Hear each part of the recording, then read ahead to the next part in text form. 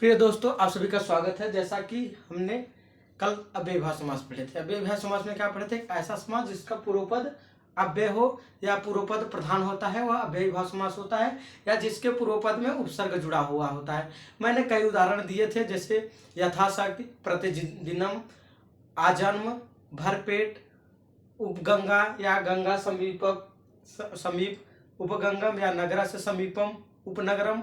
इस तरह के हमने कई उदाहरण से अव्ययी भाव को अच्छे तरीके से पढ़ा था।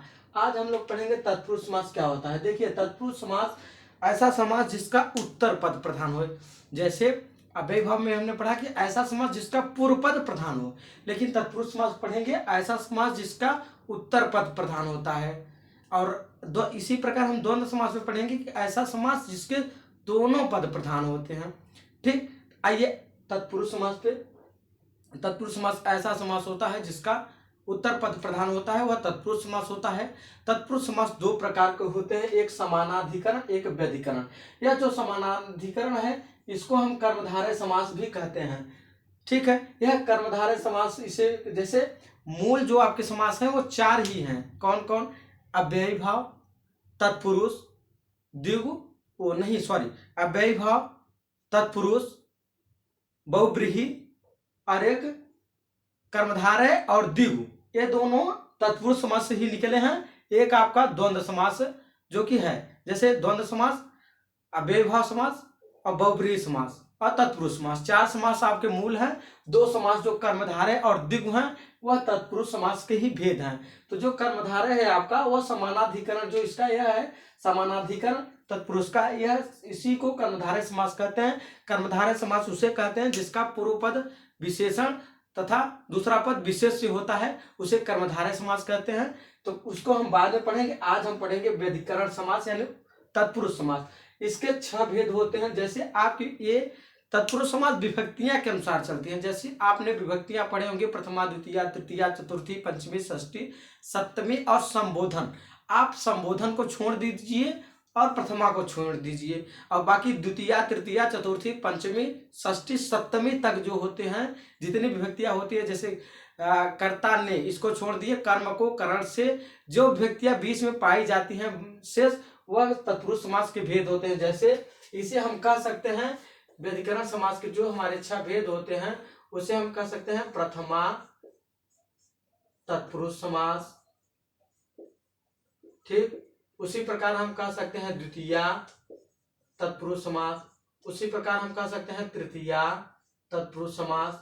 ठीक है, उसी प्रकार हम कह सकते हैं चतुर्थ तत्पुरुष समास या चतुर्थी तत्पुरुष समास। ठीक है, उसी प्रकार पंचमी, उसी प्रकार षष्ठी, उसी प्रकार सप्तमी। ठीक, पंचमी, षष्ठी, उसी प्रकार सप्तमी। यह आपके रहे तत्पुरुष समास के भेद। तो तत्पुरुष समास के कितने भेद हुए? पहले 2 भेद हुए। ये समानाधिकरण को ही कर्मधारय कहते हैं, उसे हम बाद में पढ़ेंगे।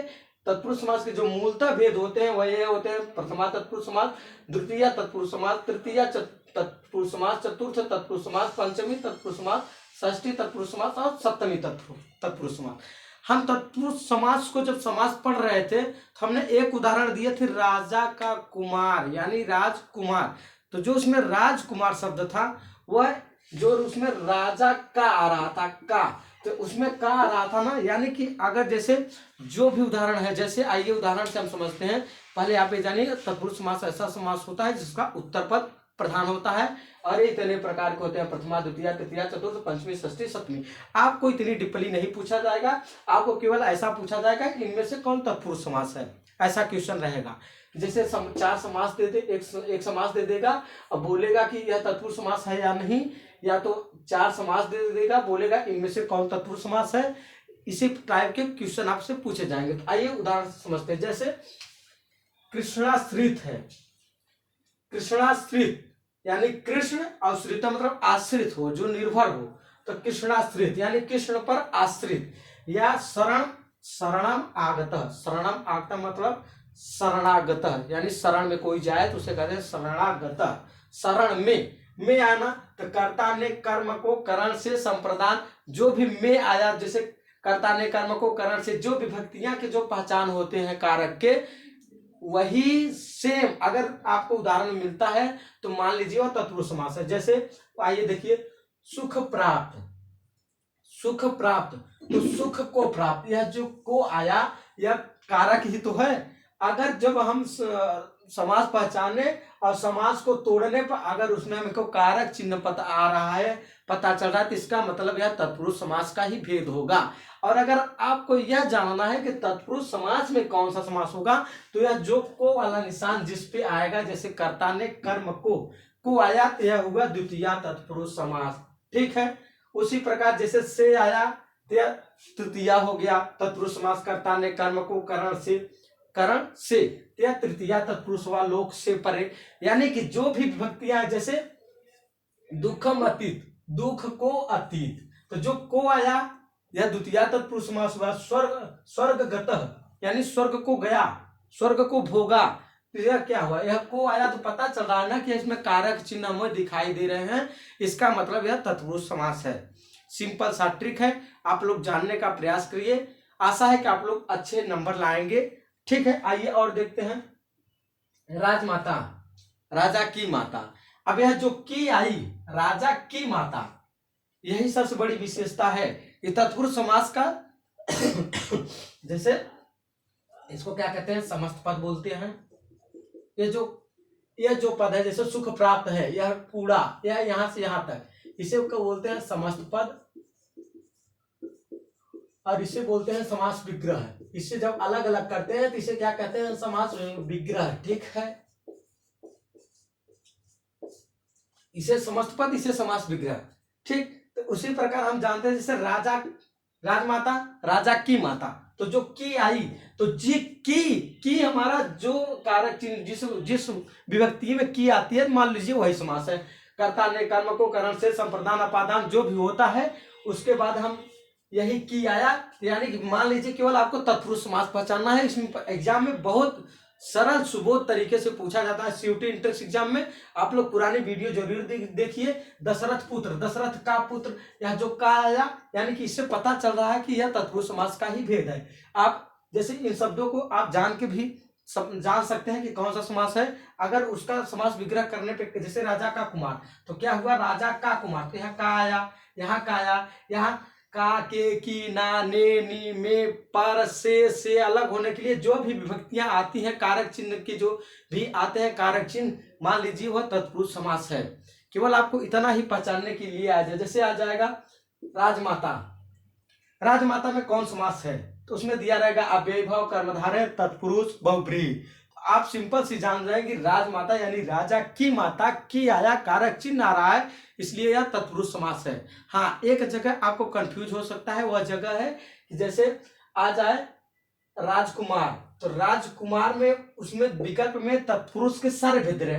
प्रथम वाले विकल्प में दे दे प्रथमा तत्पुरुष, द्वितीय वाले में दे दे द्वितीया तत्पुरुष, तृतीय वाले विकल्प में दे दे तृतीया तत्पुरुष, चतुर्थ वाले में दे दे चतुर्थ तत्पुरुष, और फिर पांचवा ऑप्शन दे दे इनमें से कोई नहीं। जब वहां चारों ऑप्शन आपके तत्पुरुष के ही दिखाई दे, तब आपको यह पता करना होगा कि यह तत्पुरुष तो है, तो कौन तत्पुरुष में कौन सा है। जैसे यहाँ सुख को प्राप्त, अगर सुख प्राप्त आ गया क्वेश्चन में, मान लीजिए किस प्रकार करना है आपको, सुख प्राप्त आ गया, और सुख प्राप्त में अगर ऑप्शन में आपको दे दिया अव्ययीभाव कर्मधारय तत्पुरुष बहुब्रीहि, तब तो आप सिंपल सी मार देंगे कि तत्पुरुष समास है। सुख को प्राप्त कारक चिन्ह आ रहा है, यानी तत्पुरुष समास है, इसका उत्तर पद प्रधान है। और अगर आ गया सुख प्राप्त क्वेश्चन है और उसके ऑप्शन के जितने भी ऑप्शन है चारों तत्पुरुष समास दे दिया कि यह फर्स्ट वाले में दे दिया प्रथमा तत्पुरुष, द्वितीय वाले में दे दिया द्वितीया तत्पुरुष, तृतीय वाले में दे दिया तृतीया तत्पुरुष, चतुर्थ वाले में दे दिया चतुर्थ तत्पुरुष। अब आप बताइए कि इस तत्पुरुष, इन चारों तत्पुरुष में कौन सा तत्पुरुष होगा। तब आपको अपने कारक चिन्ह के अनुसार ही विकल्प का चयन करना होगा। जैसे सुख प्राप्त, सुख को प्राप्त, तो को किस पे आता है, कर्ता ने कर्म को, द्वितीया आती है, तीसरा होगी द्वितीया तत्पुरुष समास। हाँ, ध्यान दीजिए प्रथमा नहीं होता, सॉरी, प्रथमा तत्पुरुष नहीं होता, ना ही संबोधन होता है, द्वितीया से चालू होता है। द्वितीया तत्पुरुष, तृतीया तत्पुरुष, चतुर्थ तत्पुरुष, पंचमी तत्पुरुष, षष्ठी तत्पुरुष, सप्तमी तत्पुरुष। यानी कि जैसे कोई रूप चलता है रामा रामौ रामा, तो अब प्रथमा नहीं होगा, अब हे रामा हे रामौ हे रामा, संबोधन वाला नहीं होगा। बाकी द्वितीया तत्पुरुष समास होगा तो द्वितीया से ही स्टार्ट ही होता है। हमने वहां थोड़ा मिस्टेक कर दिए, उसलिए सॉरी। लेकिन हम द्वितीया तृतीया चतुर्थ पंचमी षष्ठी सप्तमी, अब इसमें जो सुख को प्राप्त को किस में आता है, कर्ता ने कर्म को यानी द्वितीया विभक्ति में आ रही है, यह इसका मतलब यह द्वितीया तत्पुरुष समास है। ठीक है। उसी प्रकार जैसे यहाँ का आ रहा है राजा का कुमार, तो यह का जिस विभक्ति में आता है मान लीजिए वही समास है। यही इसके पहचानने की ट्रिक है भाई लोग, और कोई ट्रिक नहीं, एकदम सिंपल तरीके से आप लोग पहचानेंगे। आप लोग अपने जो इंटर एग्जाम की जो बुक लिए होंगे तो उसमें देखिएगा कि हम तत्पुरुष समास को कैसे पहचाने। आप केवल दो तरीका अपनाएंगे कि मान लीजिए कोई तत्पुरुष समास दिया जैसे यहाँ राजपुरुष दिया है, राजपुरुष, ठीक है, यह राजपुरुष दिया है, ऑप्शन में दे दिया अव्ययी भाव, बहुव्रीहि, कर्मधारय, द्विगु और तत्पुरुष। तो आप कैसे पहचाने, तब तो पहचान लेंगे कि राजकुमार या राजपुरुष यानी राजा का पुरुष या तत्पुरुष समास है। लेकिन अगर चारों विकल्प आपके तत्पुरुष ही दिखाई दे रहे हैं, तब आप कैसे पहचानेंगे कि इनमें से कौन सा तत्पुरुष समास है। जैसे गांव में कई परिवार रहते हैं, आप बता देंगे ये इनके परिवार के हैं। और अगर केवल उन्हीं परिवार की बात हो, उन्हीं परिवार में से पहचानना हो कि यह इन परिवार में से एक किन के लड़के हैं। जैसे मान लीजिए 5 भाई हैं, तो 5 भाई में से किन के लड़के हैं। तो जैसे पूरे गांव की अगर बात हो तो एक लड़का जा रहा होगा तो बोलेंगे कि इनके घर का है, ठीक है। और जब केवल पर्सनल बात करेंगे जैसे 5 भाइयों की, तो अब 5 भाइयों में बात करेंगे पांचों में से किनका बेटा है। तो उसी प्रकार सेम सिचुएशन यहाँ है कि अगर राजपुरुष दिया है और वहां तत्पुरुष समास दिया है, बाकी अन्य समास दिया है, तब तो तत्पुरुष समास पे मार देंगे आप, राजकुमार, राजा का कुमार। और अगर जैसे केवल चारों विकल्प तत्पुरुष के रहेंगे, तब आपको पहचानना पड़ेगा द्वितीया तृतीया चतुर्थ पंचमी षष्ठी सप्तमी। द्वितीया तत्पुरुष समास है कि तृतीया तत्पुरुष समास की चतुर्थ तत्पुरुष समास की पंचमी तत्पुरुष समास की षष्ठी तत्पुरुष समास की सप्तमी तत्पुरुष समास। फिर आप कैसे पहचानें कि जो विभक्ति है, जैसे राजपुरुष यानी राजा का पुरुष, तो जो का विभक्ति का जो कारक चिन्ह आ रहा है, इसी कारक चिन्ह के अनुसार आप पहचानेंगे कि किस विभक्ति में कारक चिन्ह का आता है। जिसमें का आता है वही तत्पुरुष समास होगा। ठीक है। कोई भी अगर समस्या हो तो कमेंट बॉक्स में जरूर बताया करिए। हम बहुत प्रयास करेंगे कि आप लोगों को बेहतर से बेहतर और सरल भाषा में, अपने लैंग्वेज में आप लोगों को अपनी बातों को आप तक पहुंचाएं और आपको समझ में भी आए, आप एग्जाम को तोड़ फोड़ दें एकदम आराम से। ठीक उसी जैसे हमने 2022 बैच तथा 2023 बैच में जितने भी टॉपिक पढ़ाए थे, जितने टॉपिक नहीं कवर हो पाए थे क्योंकि उस टाइम हमारे भी एग्जाम चल रहे थे, तो हमने उनको क्या किया था, हमने जो प्रैक्टिस सेट करवाया था, यानी कि PYQ कराया था, यानी PYQ का मतलब प्रीवियस ईयर क्वेश्चन, तो उनके करते समय मैंने सारे कंटेंट को उसी समय बताते दिया था। जैसे क्वेश्चन भी करवा रहे थे और जो टॉपिक हमें लग रहा था कि बिना पढ़ाए हुए से उसको उसी बारे में संक्षिप्त तरीके से बता दे रहे थे। लेकिन इस बार हम पूरा सिलेबस आप लोगों को कंप्लीट करवाएंगे एग्जाम से पहले।